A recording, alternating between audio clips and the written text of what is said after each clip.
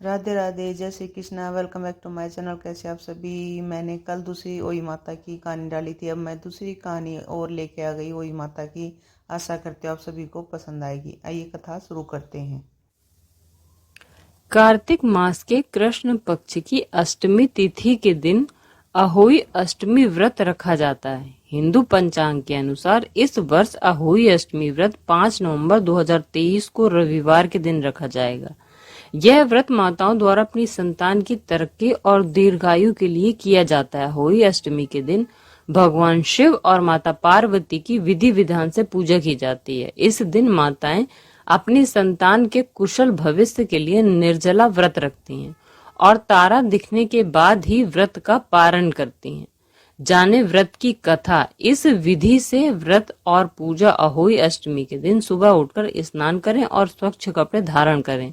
इसके बाद संकल्प लें, गिरु की दीवार पर अहोई माता की तस्वीर बनाएं। इस तस्वीर में सेह और उसकी 7 पुत्रों का चित्र भी बनाएं। आजकल बाजार में बनी हुई तस्वीर भी मिलती है और उन्हीं उसकी भी लगा सकते हैं। पूरे दिन निर्जला व्रत रखें। शाम के समय इन चित्रों के सामने बैठकर अहोई माता की पूजा करें। अहोई माता को सुहाग की सामग्री और अन्य चीजें चढ़ाएं। सेह की पूजा रोली, चावल, दूध व चावल से की जाती है।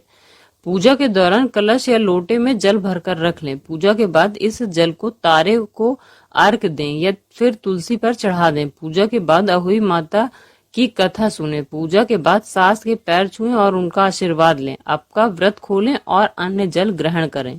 अहोई अष्टमी की कहानी। अहोई अष्टमी पर्व से संबंधित विभिन्न पौराणिक कथाएं प्रचलित हैं। इन कथाओं को पूजा करते समय स्त्रियां एक दूसरे को कथाएं सुनाती हैं। अहोई अष्टमी से संबंधित प्रचलित 2 निम्नलिखित कथाएं हैं। पहली कथा। प्राचीन काल में एक साहूकार था। उसके 7 बेटे और 7 बहुएं थी। इस साहूकार की एक बेटी भी थी जो दीपावली के अवसर पर ससुराल से मायके आई थी। दीपावली पर घर को लीपने के लिए 7 बहुएं मिट्टी लाने जंगल में गईं, तो ननंद को भी अपने साथ जंगल की ओर ले गईं। साहूकार की बेटी जहां से मिट्टी ले रही थी उसी स्थान पर स्याहू यानी कि साही अपने 7 बेटों के साथ रहती थी। खोदते हुए गलती से साहूकार की बेटी ने खुरपी से स्याहू का एक बच्चा मर गया। स्याहू इस पर क्रोधित होकर बोली, मैं तुम्हारी कोख बांधूंगी। स्याहू की यह बात सुनकर साहूकार की बेटी अपनी 7 भाभियों से एक एक करके विनती करती है कि वह उसके बदले अपनी कोख बंधवा ले। सबसे छोटी भाभी ननन के बदले अपनी कोख बंधवाने के लिए तैयार हो जाती है। उसके बाद छोटी भाभी के जो भी बच्चे थे वह सभी 7 दिन के बाद मर जाते हैं। 7 पुत्रों की इस प्रकार मृत्यु होने के बाद उसने पंडित को बुलाकर उसका कारण पूछा। पंडित ने सुरही गाय की सेवा करने की सलाह दी। सुरही सेवा से प्रसन्न होती है और उसे स्याहू के पास ले जाती है। रास्ते में थक जाने पर दोनों आराम करने लगते हैं। अचानक साहूकार की छोटी बहू की नजर एक ओर जाती है। वह देखती है कि एक सांप गरुण पखनी के बच्चे को डसने जा रहा है और वह सांप को मार देती है। इतने में गरुण पखनी वहां आ जाती है और खून बिखरा हुआ देखकर उसे लगता है कि छोटी बहू ने उसके बच्चे को मार दिया। इस पर वह छोटी बहू को चोंच मारना शुरू कर देती है।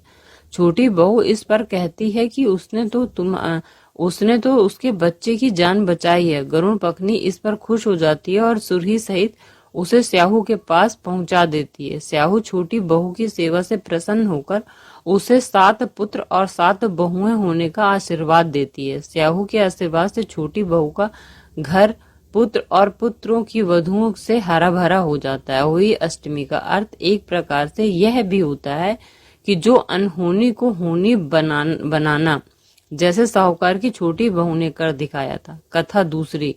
दंत कथा के अनुसार एक बार एक औरत अपने 7 पुत्रों के साथ एक गांव में रहती थी। एक दिन कार्तिक महीने में वह औरत मिट्टी खोदने के लिए जंगल में गई।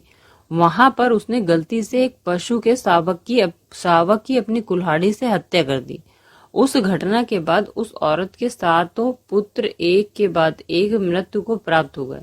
इस घटना से दुखी होकर उस औरत ने अपनी कहानी गांव की हर एक औरत को सुनाई। एक बड़ी औरत ने उस औरत को यह सुझाव दिया कि वह माता अहोई अष्टमी की आराधना करे।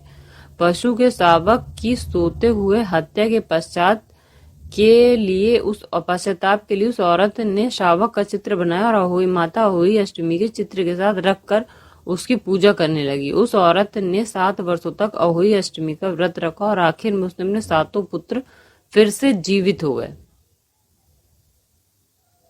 आशा करती हूँ आपको मेरी कहानी पसंद आई होगी और आपको हमारी वीडियो अगर अच्छी लगती है तो हमारे चैनल को सब्सक्राइब कीजिएगा और वीडियो को लाइक कीजिएगा। जैसे ओई माता ने उस पर सारी अपनी घर पर बनाए रखी, वैसे ही हमारे बच्चों पर भी बनाए रखे।